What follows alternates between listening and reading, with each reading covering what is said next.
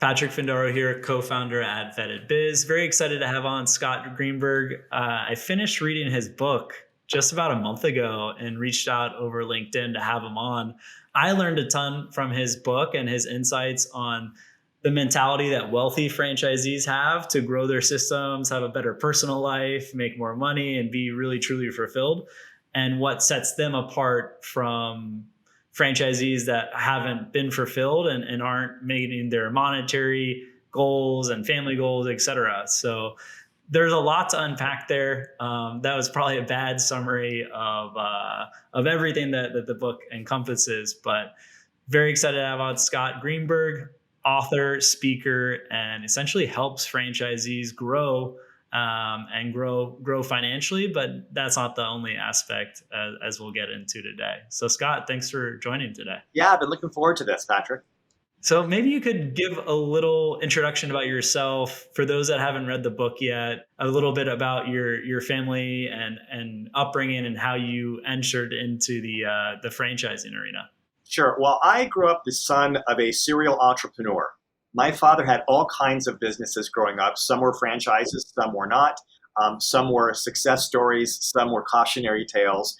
So I watched his journey and I felt his journey. And in any given year, I would know how well his businesses were doing based on the quality of Hanukkah gifts that we got. So one year we all got Sony Walkmans, which I'm aging myself here, but dating myself. So I knew that businesses are going well. Another year we all got like manicure kits, like nail files. I'm like, that is a good job. But my father always did these things. And so for me, it was very normal. But when I got married, my wife was the daughter of a college professor who's had 2 jobs his entire life. So the idea of getting into a business I knew nothing about for her was like absolutely crazy. For me, it was normal. And so what happened was I was doing motivational speaking for a number of years, talking about resilience and peak performance and leadership. A lot of people in my audiences had more leadership experience than me, and that always bothered me. I didn't want to be one of these talking heads who just repeats these cliches. So it bothered me, and I saw an airline magazine ad for a new franchise called Edible Arrangements.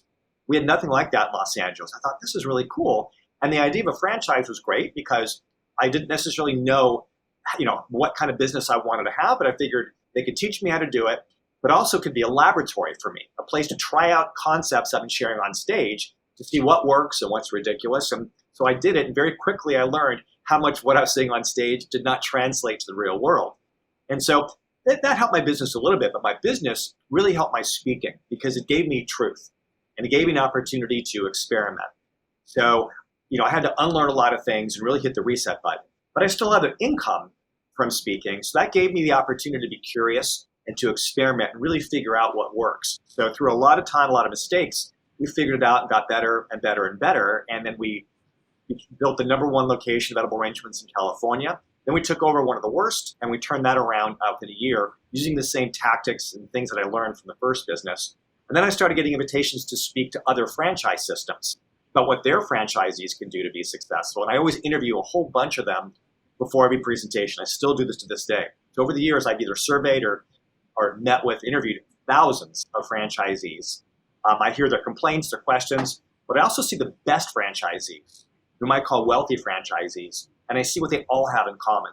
So all my work is about helping franchisees understand what great franchisees do to be successful. And the good news is it's all things that could be replicated. So my work is I'm brought in to speak to franchisees or to work with franchisees one-on-one to help them understand the mindset and the tactics that enable them to succeed. And before you opened Edible Arrangements, got to the second location, had you ever managed people? Because I imagine you went from being a solopreneur and having these speaking arrangements to then having to manage a bunch of people overnight. I had, not in the way that publicly would have given me a lot of credibility, but through really valid experience. When I was in high school, I was in student government, class president, which involved leading a lot of people, immature, inexperienced people. But I still had responsibilities. Proms had to get planned. Things needed to happen. So I did a lot of that. And then I got hired by a student leadership organization to help run camps and train people to do so. There was some experience, but it wasn't necessarily in a business setting where you have those kinds of metrics and the same kind of pressure where the stakes are very high. So I knew something about it, and academically I knew plenty, but I really hadn't like invested my own money and got my hands dirty, and experienced that to the extent that I think would have been helpful in those early years. That's why, running my own businesses were so vital for me to have that credibility and experience. And when you're doing these surveys, talking to thousands of franchisees, what do you think is like the number one, two question that you ask, and and what they respond with is super telling on kind of where they fit on the scale of what being a wealthy franchisee or potentially a lesser performer?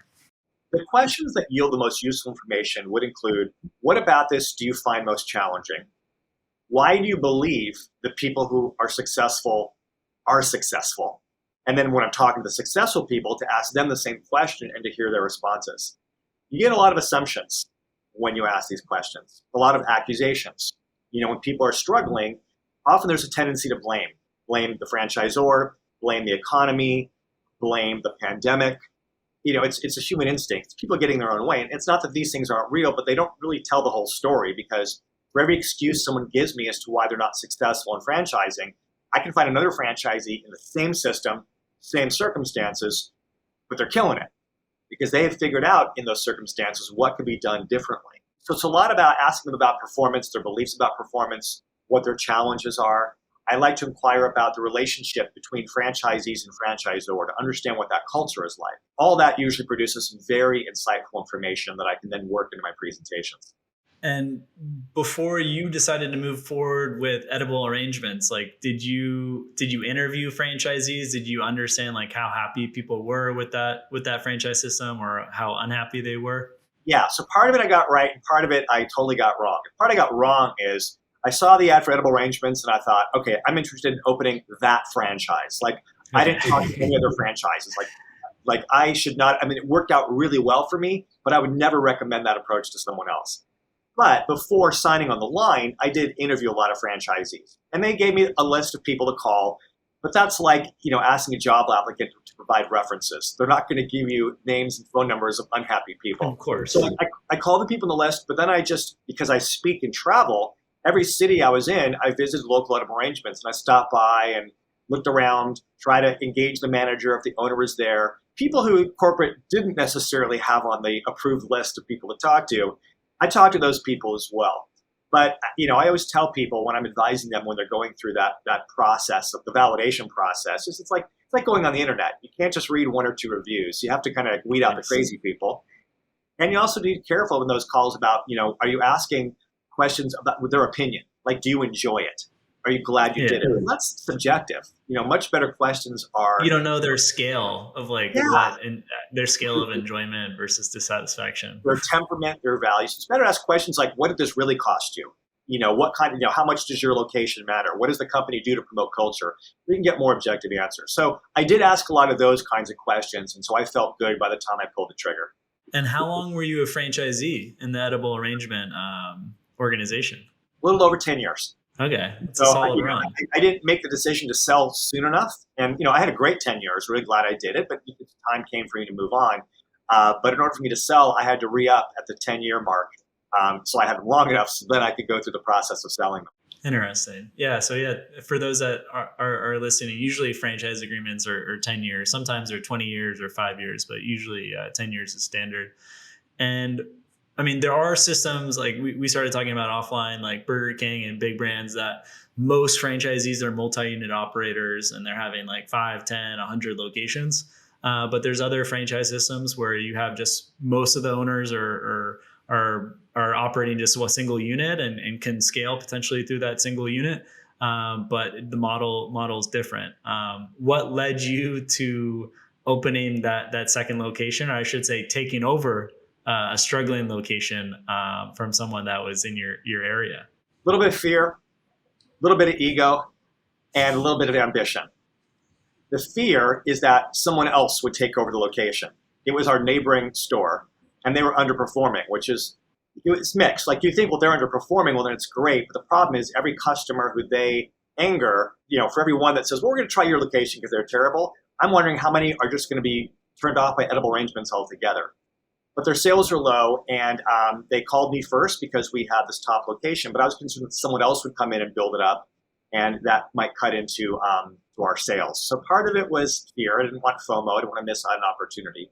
Part of it, the ambition part was, yeah, I wanted to make more money. The ego part, I go to the edible arrangements conventions and I would see the ribbons that people have hanging from their name tags. And there was always one that said multi-unit operator, and they were the cool kids. So I spent a hell of a lot of money to get that ribbon. But I also wanted the experience. Like, I never thought I was going to get rich just running a franchise. The purpose of it was a secondary stream of income in addition to the speaking business. So I never needed open 20, though I think with edible arrangements, a lot of brands, opening a lot of units is really smart. And that brand is in particular. But that wasn't my goal. My goal was to learn and to get things I could use on stage. So part of it was, can I open one brand new and build it up? Then can I take one that's struggling and turn it around? That would give me the credibility and answer the questions. Do I really know what I'm talking about? If not, what's it going to take? So I got that information, and so I was able to achieve those goals. And then the time came, it just felt like it was good for me to get back to fully committing to speaking and helping others. But admittedly, yes. I can't imagine like what percent of speakers like go through what you did. Like you seem like one of those method actors that like really go into character and like live in a desert for like 3 months to really. Because most speakers, they accomplish something first, then they go out and talk about it. And not that I started off as an overcoming adversity speaker. When I was in my 20s, I was going to film school and I was diagnosed with cancer. And so I had to drop out of film school. But actually during chemotherapy, I noticed all these different cancer patients who, some were about equally sick, but they had different reactions, different mindsets, and I saw how much that affected their experience. And film school, they always trained us to pay attention to the human condition so you can tell authentic stories. So I noticed those differences that made me curious, and I think that's why I was attracted to franchising. In a way, it's the same thing. I mean, not to compare running a franchise to having cancer, but it's all these people in the same circumstances making different choices and reacting differently. That was fascinating for me. That was consistent with the things I was talking about as a speaker. But yeah, I wanted to get some more experience so I could get up on stage and actually have some substance and not just be someone who's regurgitating the latest pop culture personal growth book. Yeah, and like 10 years, it's like 10 years of material that you were living day in, day out. So yeah. And honestly, just when I'm doing straight out motivational speaking, not necessarily for franchise, but for other businesses, there's so much of what I experienced during those 10 years that can be generalized to other businesses or other areas of life, because running a franchise, it's an emotional journey as much as a financial one. There's some universal concepts there that I think are useful for all of us. And from dealing with like other franchisees, because I remember from the book, there was a benefit of having everyone know in LA County that edible arrangement exists, that you can order it as a gift, whether you're a company or, real estate offices, and kind of like putting it on the map and like colluding together with other franchisees to like further promote and have like a pooled marketing expense. But there were some franchisees that didn't want that, some that were on board. Any advice for kind of franchisee collaboration and like, so kind of everyone rises together instead of like more like too much competition between the franchisees? Sure. A lot of it has to do with franchise culture. Really great franchise cultures encourage collaboration, encourage the community. A lot of brands don't bother with that, and they pay a price for it because franchisees can be competitive, especially if there's like territories, that kind of thing. We weren't just a storefront. Most of what we did was, delivery, and there was some shared space. So there was some competition there, which in some cases kind of held us back. I think in most cases, a franchisee is best off being collaborative. Don't get into franchising if you're not interested in being part of this larger thing. You have your business, but you're part of a larger brand. And if the brand does well, it lifts up all the franchisees, not just in terms of their individual sales, but the value of the individual businesses. The brand is strong. Someone's going to want to buy your store for more money down the line. So I think that collaboration is really important. You can save money with purchasing, certainly save money with advertising, and emotionally, you can also just be there for each other. And how can franchise brands be more selective in having those wealthy franchisees that already have the mindset come into their system instead of like converting the mindset, which we can get into that later too? Well, I mean, for me, you have sort of raised a question that it's sort of a sore point for me in the franchise world. I believe that you're not just franchisors, you're not just building a brand, you're building a culture. Yeah. And there are sometimes who are development people who will just sell to anyone. And then once the person buys, then they get pushed to operations. And the operations then have to deal with whoever they brought in. To me, the best brands are selective and they're exclusive. That they know that opportunity is not for everyone. Some brands, I had one person who she works in the sales part of development and said, we don't turn anybody away. We're here to build a business. And they have had sort of big mission statement. Why would they want to deprive someone of not being part of the mission? Because it's not a good fit. It's not good for everyone. And your worst franchisees are going to bring down the brand. And so having the stomach to say, gosh, we love your money, but you're not a good fit for our culture. You're willing to turn people away and say no, especially in those early years where those franchise fees are really meaningful. That takes some discipline. So it's having long-term vision and really wanting to build something with legs. Not every franchisor is willing to do that. So when I advise franchisees what to look for is they should be selective. Like it shouldn't be easy for you to walk in just because you're financially qualified. Because if they're going to let anybody, if they're going to let you in without really vetting your personality, your sensibility, well, that's how they're selecting other franchisees. And those franchisees are going to be bad for your business because people are going to be talking about their experience there and they're going to post about it. So I think for franchisors, it's about just having the discipline to hold out for the right people. And, just like hopefully you wouldn't marry the first person who has romantic interest in you. I don't think you should sell a franchise to anybody who's interested or has, not if you really are playing the long game. Yeah, you made up a really good point. Like kind of everyone having like the same mission and like objective where you have a bit of an agency issue where you have the franchise development person that might be getting compensated on the franchise fees coming in. And then his colleagues might be compensated on total system-wide sales, like year-over-year growth and other categories that, ideally everyone's kind of working towards the same metrics. And we see time over time analyzing franchises that on the item 21, the ones that have much more royalties collected and it's going up year over year, as opposed to franchise fees collected, tend to have pretty good systems and people are happy being a part of those franchise systems. Real estate agents don't have to live in the homes that they buy. So it's easy for them to broker them, right? And so it's not, and I think a lot of development people are great. And so they're growing their organization, which is good for franchisees individually, generally speaking. But I do think there's something that's ethical here because you don't want to set someone up for failure. You're dipping into their life savings. I just think it's wrong. And I think that ethically a franchisor needs to get a franchisee's back. And if you don't care about ethics and morality, okay, maybe just care about money. What's going to make you the most money in the long term is really building the right system with the right people, not bringing a bunch of people in who are going to drive you crazy and who are going to be bad for the brand. Yeah, and it seems like long term, whether their incentives are like a nice cash flowing business and having this franchise brand that gives nice cash flow, or potentially selling the business years later. And I mean, valuations are super high right now. People are selling their franchise systems for like 20x, 25 times EBITDA. So no one's going to pay that if you have a high churn system and you're not getting a very nice royalty stream that keeps going up. So you also want franchisees who are going to validate, who are going to tell other prospective franchisees, yeah, this is a great brand. It's a great system.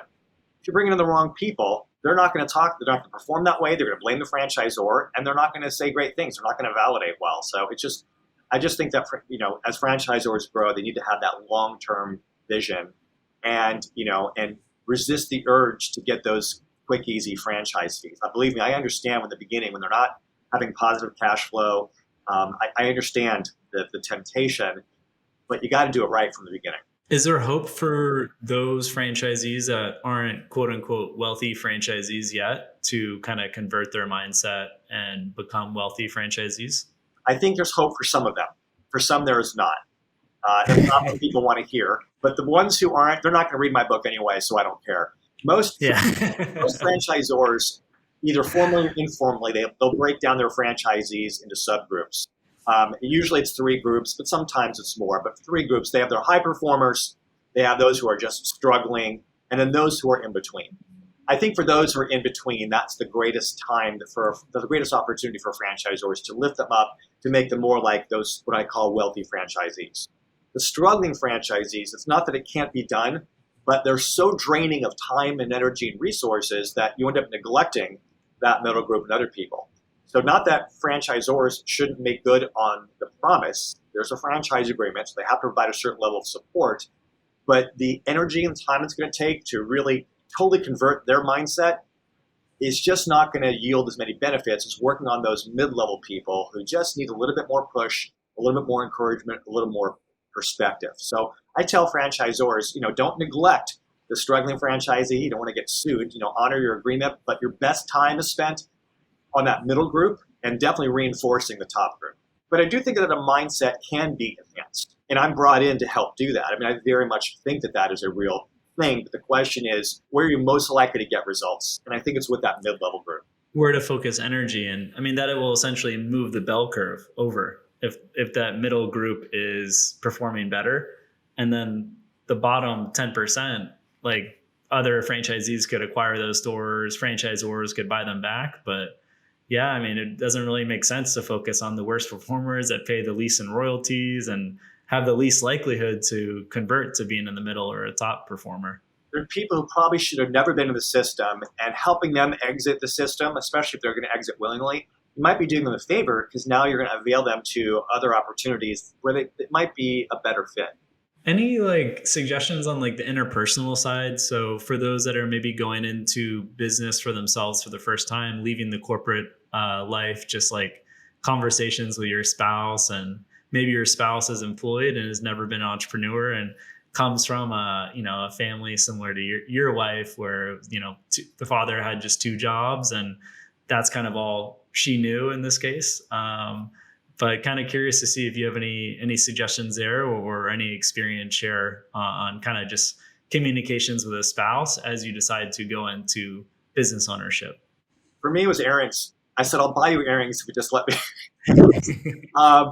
It's actually not true. My wife really kind of put me through the ringer, and she should have, because I was a bit impulsive, as I imagined, and so it was great. I read some data recently that show that one of the top predictors of how well someone's going to do with running a franchise business is how much support they're getting from the family. And so I do think it's a family decision. You're not just buying a business, you're buying a lifestyle.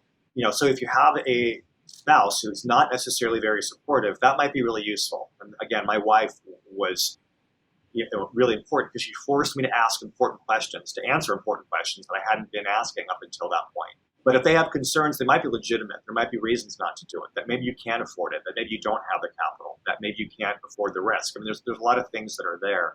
But having said that, I think to run a business, you have to be scrappy and you got to sell. And so the first person you have to sell might be your spouse or might be a family member. And so the way you're going to sell them is by being persuasive, but also by having data, by having the backup plans, by having really good reasons to do it. Other than that, I'm not a marital counselor, and I'm still, wanting to make sure I do right by my wife and my marriage. So I may not be the best person to ask of that. But I do think if you can get your spouse's support, that's great. And there's a difference between their support and their involvement. My wife is very clear. All right, you can do this, but I am not going to be part of it. I'm not rolling up my sleeves, and I don't want to if an employee doesn't show up. Right. And part of it is, hey, if this goes down, it's on you. But also, she didn't want a threat to her lifestyle. I was one interested in running a business. That wasn't her interest.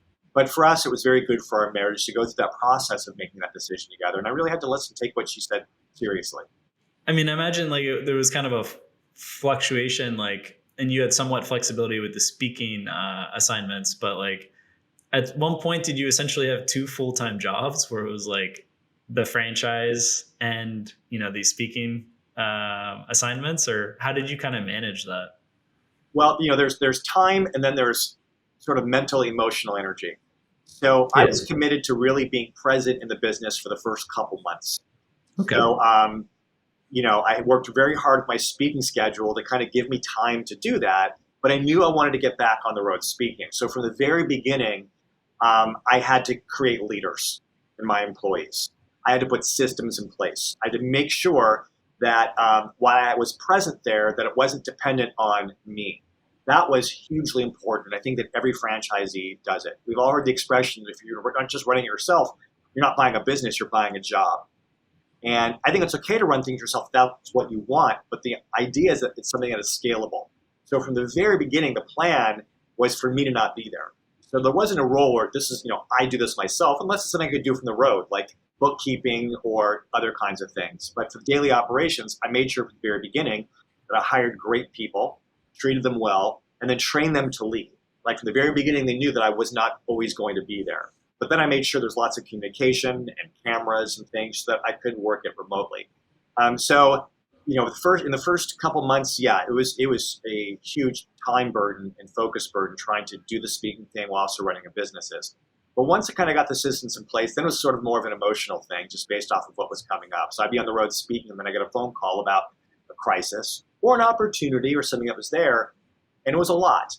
But it was good for me because it forced me to delegate, and it forced me to think big and to really focus on growing the business and not just running a business. That's well said. Yeah, I'm part of entrepreneur organization, and that's a big focus. It's like not working in the business, but working on the business, like more at the higher level, strategic, and making those bigger decisions that kind of move it to the next step. Well, I talk about that a lot too when I coach franchisees. I ask them, what's your time worth? And we actually come up with a number. And the easiest way to do it is, just think of a number, how much money you'd like to take home from your business, what you think you're worth. Divide it by 2,000 hours, which is 40 hours a week, 50 weeks a year. Most of us are working harder, but just go with that number. And then you're going to figure out that's your hourly worth. So every hour you put in the business, you ask yourself, would you pay someone else that much money to do it? Would you pay someone else that much money to be sweeping the floor? You probably wouldn't. So if you wouldn't, then you probably shouldn't be doing it yourself. Pay someone else, but then take that hour you're not sweeping and use it on marketing. Use it in going out in the community. Use it on the bigger things that matter. And kind of think of those terms. It sort of helps you figure out not just what to do, but what not to do. And that's one of the observations I made when I wrote my book about wealthy franchisees. They're very deliberate about what they don't do, what they delegate to others, knowing how valuable their time is. Yeah, and in the book, you had some really interesting analogies of just like wealthy franchisees. They take the time, like one guy took the time to go skiing and would take a call from the slopes, but, he had systems in place. And then you had the non-wealthy franchisee working 70 hours a week, like and over leverage and just not be able to make ends meet. But it seems like the unwealthy franchisee was probably doing way too much and just wasn't able to do the outreach that was more strategic and focused on, cleaning the kitchen and dealing with minor issues. Yeah, it's not that there's anything inherently wrong with working 70 hours a week if that's your choice. Yeah. The idea is to have the choice. Like I met some people, I met a couple, they run 3 franchises and they really run it themselves. They have just one assistant manager who assists them all 3, but they're there, but it's because they love it and that's what they want to be doing. So great. Yeah, that's good. But the idea is to have the option because you can make more money, but you're not going to get more time. Time is an account. So you would say the wealthy franchisees are much more deliberate with their choices and how they spend their time. In fact, Patrick, in chapter 1 of the book, the way I define wealthy franchisees, it's people making good money, but they're also in control of their time, meaning they have choice, and that they have quality of life. If you don't have all those 3, you're not a wealthy franchisee. So all my work is about helping people understand how to accomplish all 3 of these, and tons of people do. The franchisees I interviewed who own 60 locations still only have 24 hours in the day, just like the person who runs 1.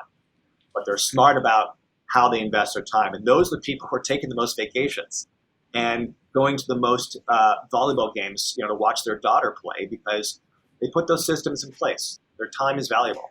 Yeah, I have the section open, quality of life. And that was a big point that you hit on. And then, some franchise systems are really like you're buying yourself a job and there's no real, you can't grow out of it. You're going to be capped at like 100K, 120K, and you're working 50, 60 hours a week. And there's just not enough margin. Like, how can prospective franchisees avoid those franchise systems so that they can kind of have more control over their time and like make those choices, whether they scale up or scale down in terms of hours, instead of like having a job that they just bought?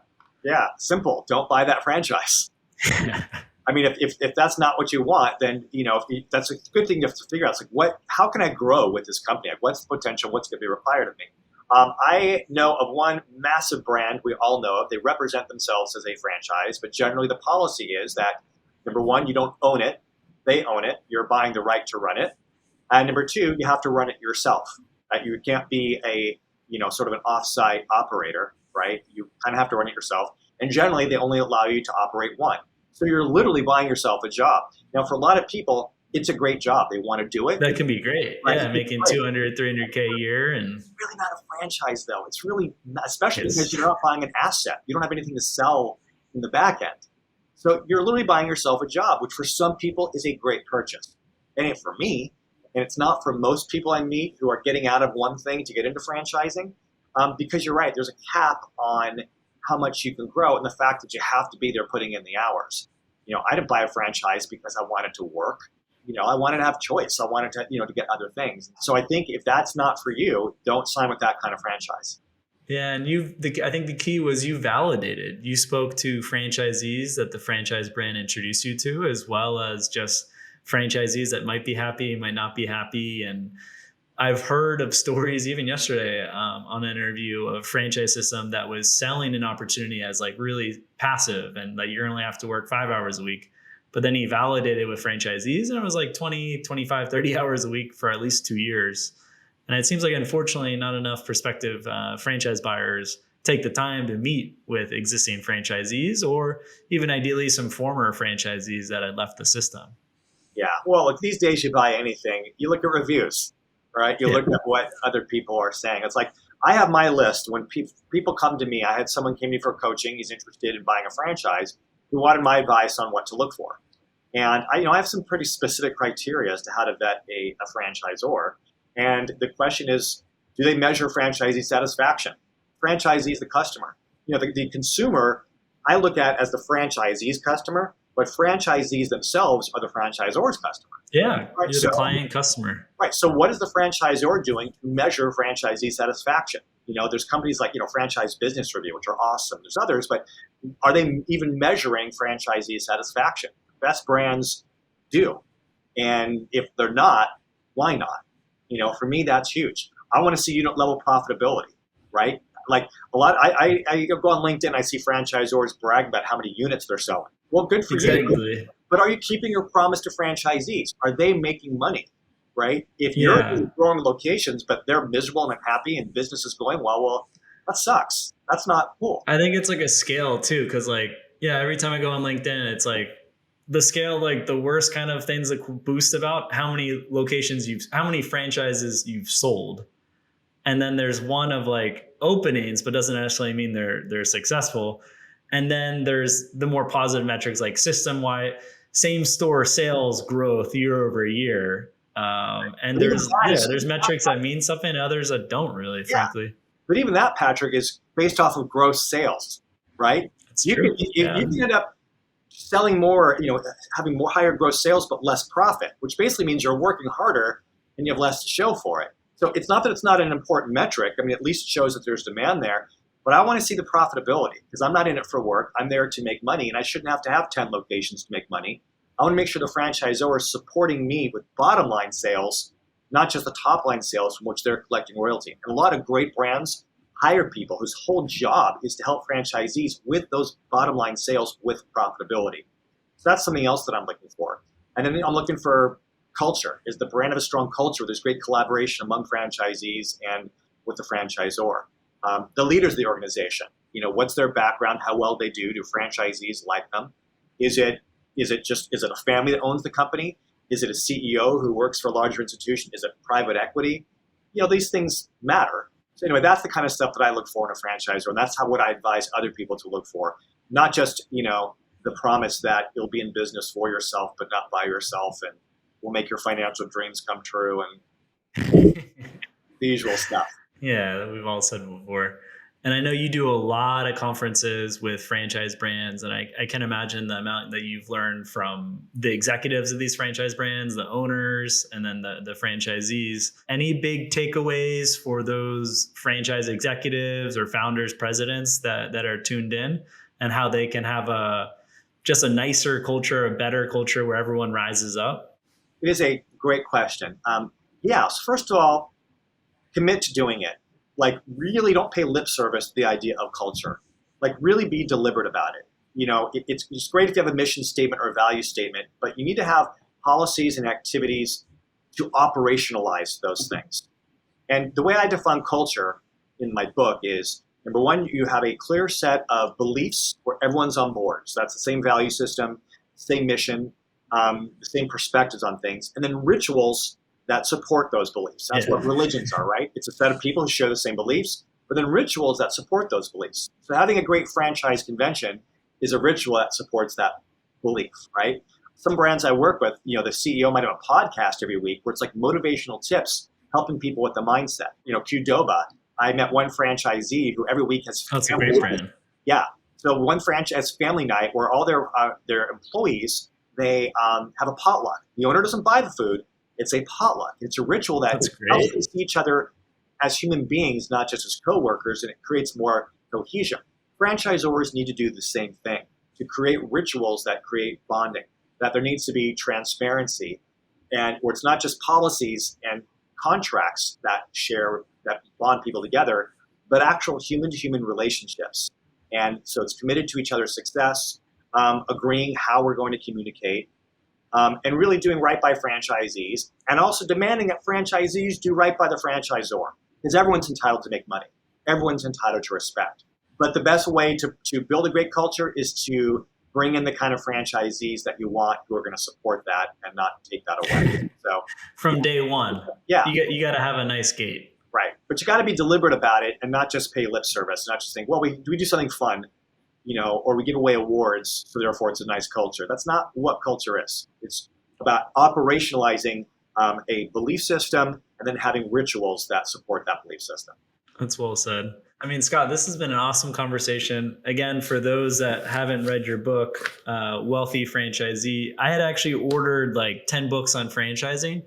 There were a couple that I had read in the past, but I just kind of wanted to see how others communicated different ideas on franchising. And this was the first book that I read, and I really enjoyed it. And for, I think anyone considering a franchise, existing franchisee, franchise president, founder, executive team, they can all benefit from the book. Scott, any concluding thoughts while I have you? Who would benefit? I think any human being who has a credit card and access to Amazon.com or anywhere, they would all benefit from the book. So let me say that. First, I just want to thank you for the opportunity to speak with you and share it. So I've really enjoyed the conversation. I so believe in the franchise model and the idea that someone can buy an opportunity and get support and get the information and get the plan to build a great business. And the idea is there. I think for it to succeed, it's going to happen on top of the operational level, at the human level. That's what separates wealthy franchisees from everyone else and great franchise brands from typical ones, is understanding that we're human beings and that we need to be able to relate at that level. So internally, it's our own mindset, and collectively, it's culture. And this isn't some soft skill, touchy-feely kind of thing. It really is a differentiator, because lots of people are running the same system, but not everyone's getting a higher level of success. And those who do, it's because they infuse those human elements into great operations, and that's what enables them to succeed. So focus on the human elements on top of the operational elements, and now you have their winning recipe. I like it. Well said, Scott. I really enjoyed today's conversation. I'll leave a link to your website, and anyone that might benefit from bringing you in to help their franchisees on the franchisor level, and bringing you as a speaker or as a consultant to do more comprehensive work. I'll leave a link so that you can reach out to Scott. And again, thanks so much for joining. My pleasure. Thank you.